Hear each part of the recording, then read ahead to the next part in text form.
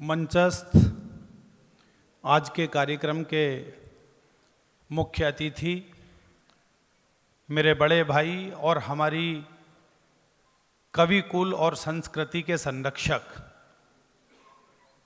माननीय पाठक जी, अभी सौरभ ने ये कहा कि वो इतने बड़े पद पर हैं और बहुत सारे कवियों को जानते हैं। इस वाक्य में थोड़ा सा संशोधन करना मैं चाहता हूँ।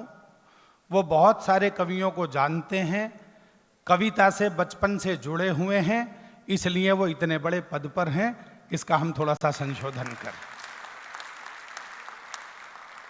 क्योंकि जिसका बचपन हिंदी भाषा की गोदी में बीता हो, जिन्होंने संस्कृति को इतने मन से जिया हो, हमारे कवि कुल के सर्वोच्च कवि से लेकर और जो नई कौपल तक फूट रही है, उस पर जिनका स्नेह का हाथ रहा हो, तो निश्चित रूप से उन्हें संस्कृति के संवाहक के रूप में, मुझे लगता है कि लखनऊ में यदि 50 प्रोग्राम होते हैं तो वहाँ दैहिक रूप से, मानसिक रूप से या आत्मिक रूप से उप मुख्यमंत्री जी की उपस्थिति रहती है।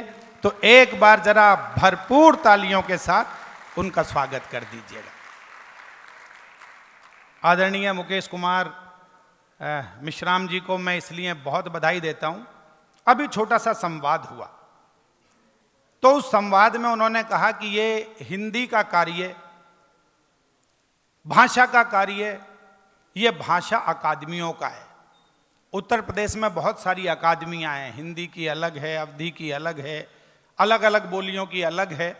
तो मैंने उनसे हाथ जोड़कर प्रणाम किया था, जिस पर आपका फिर करतल ध्वनि उनके समर्थन में गूंजे। मैंने कहा कि सारी भाषाएं अपनी जगह हैं, लेकिन अंततो गत्वा सारी भाषाओं की मां का नाम संस्कृति है। हर भाषा संस्कृति को ही आगे बढ़ाने का कार्य करती है और आप उसके जनक हैं। तो मैं संरक्षक होने के नाते साहित्य अकादमी का उनका भी आभार व्यक्त करता हूं। मैं तो इस परिवार से हूं, 35 साल से कवि सम्मेलन की दुनिया में हूं। संवाद अन्य लोग करेंगे, मुझे ये कहा गया है कि मैं कविता सुना दूं। समय की सीमा देखते हुए एक बहुत छोटी सी कविता सुनाता हूं, बड़ा संवाद फिर करेंगे।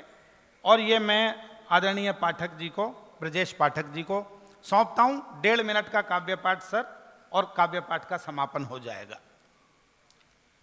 कोयल का रंग होता है काला, लेकिन उसका स्वर होता है सबसे निराला। सहम जाना जरा सी आहट पर होता है हिरन का स्वभाव, लेकिन नहीं होता उसकी गति का कोई भी जवाब। बात आप तक पहुंचे। जनता से तालियां बजवाना आसान है, कवियों से बजवाना बहुत मुश्किल होता है।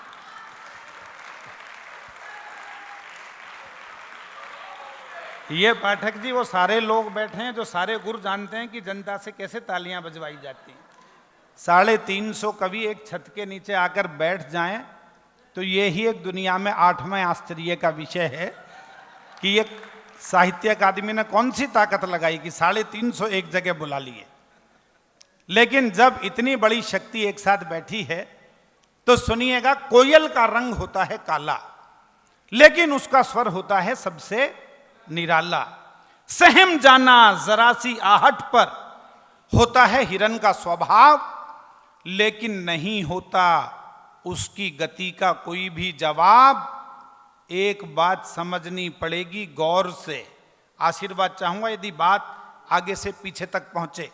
एक बात समझनी पड़ेगी गौर से, बेशक पैर कुरूप हैं, लेकिन नाचना तो सीखना ही पड़ेगा मोर से।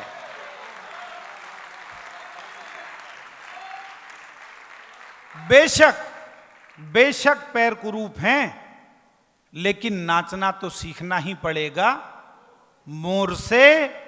नहीं होता किसी बया के पास किसी गिद्ध से लड़ने का हौसला, लेकिन कभी नहीं बना सकता कोई गिद्ध बया जैसा महीन घोंसला।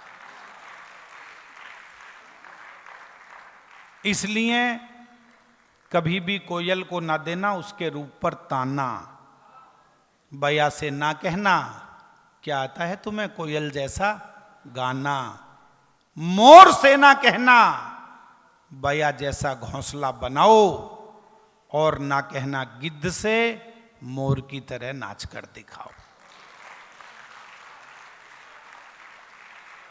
विशेष विशेषता जो है एक के पास, वही तो बनाती है उसे दूसरों से खास। अंतिम दो पंक्तियां जिनके लिए मैंने पूरी संरचना की, हाई कोर्ट में मैंने सुनाया तो मुझे 2-3 जजेस ने कहा कि यदि लोग ये 2 पंक्ति जीवन में उतार लें तो 80% मुकदमे खत्म हो सकते हैं। अंतिम 2 पंक्तियां और मेरे काव्य पाठ का विराम। विशेष विशेषता जो है एक के पास, वही तो बनाती है उसे दूसरों से खास। इसलिए इस प्रकृति में जब भी जिसका भी थामो हाथ, उसे स्वीकार करो उसके मूल स्वभाव के साथ, उसे स्वीकार करो उसके मूल स्वभाव के साथ। मैं इसलिए कहना चाहता हूं कि यदि संस्कृति विभाग ने आज हिंदी साहित्य अकादमी का हाथ थामा है, उन्होंने कहीं राष्ट्रीय संगम को जोड़ा है, मित्तल जी उपस्थित हैं, कहीं हमारी संस्कार भारती जुड़ी है, कमलेश जी यहाँ उपस्थित हैं, और ये 350 कवि जुड़े हैं, तो ये केवल जुड़ाव का भौतिक रूप नहीं होना चाहिए, ये आत्मिक रूप से संस्कृति विभाग के साथ जुड़कर यदि हाथ थाम लिया है